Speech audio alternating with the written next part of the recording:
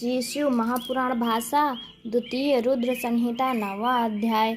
शिव जी द्वारा ब्रह्मा विष्णु को उपदेश और उनके विद्वेष की शांति। ब्रह्मा जी बोले, विष्णु जी की स्तुति से प्रसन्न होकर महेश्वर प्रकट हो गए। उनके 5 मुख 3 नेत्र थे और उनके ललाट पर चंद्रमा, सिर पर जटा विराजमान थी तथा जो गौर वर्ण विशाल नेत्र, सर्वांग भस्म लपेटे, 10 भुजा वाले नीलकंठ, सब भूषणों से भूषित, सर्वांग सुंदर, मस्तक पर भस्म का त्रिपुंड लगाए हुए थे। जब मैंने और विष्णु ने उन्हें देखा तो सुंदर वाणियों से फिर उनकी स्तुति करना आरंभ कर दिया। तब उन करुणाकर महेश ने अपने श्वास से विष्णु जी के लिए वेदों का ज्ञान दे दिया। उसी समय उन परमात्मा ने मुझे भी ज्ञान दिया। फिर विष्णु जी ने पूछा कि हे देव, आप किस प्रकार प्रसन्न होते हैं तथा किस प्रकार मैं आपका पूजा और ध्यान करूं जिससे आप वश में हो जाएं। हे महादेव, हम दोनों ही आपकी आज्ञा में रत हैं। कहिए हम क्या करें। हे शंकर जी, हमें सदैव आज्ञा देते रहिए। ये सुनकर महादेव जी बहुत प्रसन्न हुए और बोले कि हे श्रेष्ठ देवों, मैं तुम दोनों की भक्ति देखकर बहुत प्रसन्न हूँ। किस बात की चिंता न करना। मेरा लिंग सदा पूज्य और ध्यान करने योग्य है। इस समय जैसा दिखाई देता है वैसा ही योग करना योग्य है। जैसे मैं इस समय लिंग रूप में पूजित हुआ और तुम लोगों का दुख दूर हुआ, उसी प्रकार दुखी प्राणी मुझे लिंग रूप में पूज कर अपना दुख दूर कर सकते हैं। कैसा भी दुख हो, मेरा लिंग पूजन से नाश होगा। मैं अपने एक प्रकार के फलों और सब मनोरथों का देने वाला हूँ। तुम दोनों ही मेरे दाएं बाएं अंग से उत्पन्न हुए हो। ब्रह्मा दाएं से और तुम बाएं से उत्पन्न हुए हो। मैं तुम दोनों पर प्रसन्न हूँ।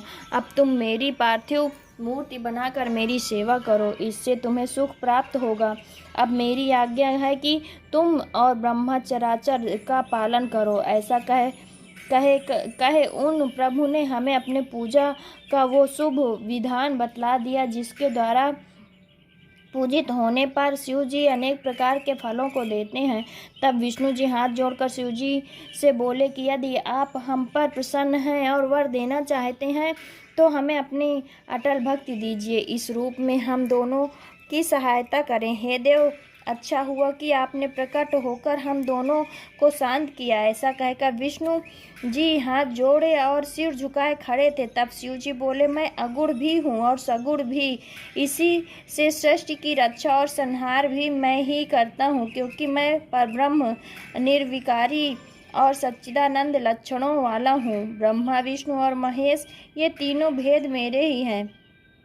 तुमने जो मेरी बहुत स्तुति की और युद्ध के समय जो रक्षा हेतु ब्रह्मा जी ने मेरी स्तुति की, मैं उसे सत्य करूँगा, क्योंकि मैं भक्त वत्सल हूँ। तुम्हारे अंग में जो मेरा रूप प्रकट होगा वो रुद्र कहलाएगा और मेरा अंग होने से सामर्थ्य में वो शून्य भी न होगा। जो मैं हूँ वही वो है और हम दोनों की पूजा में कोई भेद न होगा। मेरी वही शिव रूप जैसा है वैसा ही रुद्र रूप भी होगा।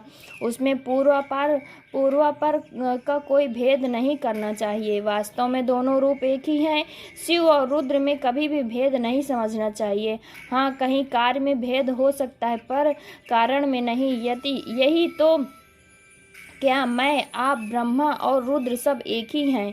इनमें जो भेद मानेगा उनका बंधन होगा। हे ब्रह्मांड, अब मैं एक और गुप्त बात कहता हूँ, सुनो। तुम दोनों प्रकृति से उत्पन्न हुए हो, किंतु ये रुद्र प्रकृति से नहीं उत्पन्न हुए हैं।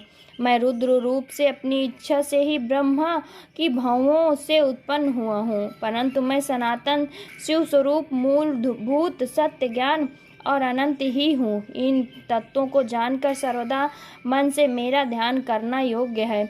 और रुद्र में प्रकृति का तामस गुण जानना चाहिए, क्योंकि वो वैकारिक है, परंतु वास्तव में वो तामस नहीं है। अतएव हे ब्रह्मांड, अब तुमको ये करना चाहिए कि तुम सृष्टि के कर्ता बनो। हरि भगवान सृष्टि के पालक बने और ये जो मेरा अंश रुद्र का है, ये लय करने वाला होगा तथा जो उमा नाम वाली परमेश्वरी प्रकृति देवी हैं, इसी की शक्ति वाग्य देवी अर्थात सरस्वती ब्रह्मा की अर्धांगिनी होगी। और एक जो दूसरी शक्ति प्रकृति से उत्पन्न होगी वो लक्ष्मी रूप से सर्वदा विष्णु के आश्रय में रहेंगी और वही कभी काली नाम से मेरे अंश को प्राप्त होंगी और कार्य सिद्धि के लिए ये ज्योति से प्रकट होंगी तथा ये दोनों देवियां परम मंगलमय शक्तियां कहलाएंगी, जिनका कार्य होगी क्रमशः सृष्टि स्थिति और संहार। हे विष्णु, तुम मेरी इस मंगलमय प्रकृति के अंश रूप लक्ष्मी को ग्रहण कर सारे कार्य करो। हे ब्रह्मा, तुम बाड़ी देवी को ग्रहण कर मेरी आज्ञा से सृष्टि का कार्य करो। और यह जो मेरी प्रिय काली हैं, इनका आश्रय कर मैं रुद्र रूप में प्रलय के कार्य करूँगा, जिनमें चारों वर्ण वाले लोक की रचना होगी।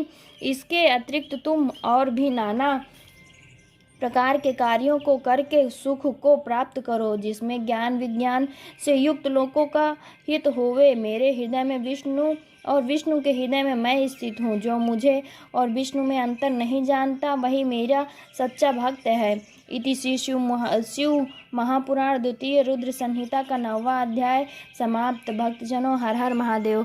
मेरी ये कथा, ये वीडियो आपको पसंद आए तो प्लीज़ मेरे चैनल को लाइक, सब्सक्राइब और कमेंट ज़रूर कर दीजिएगा। बेल आइकन भी दबा दीजिएगा। भक्तजनों, हर हर महादेव।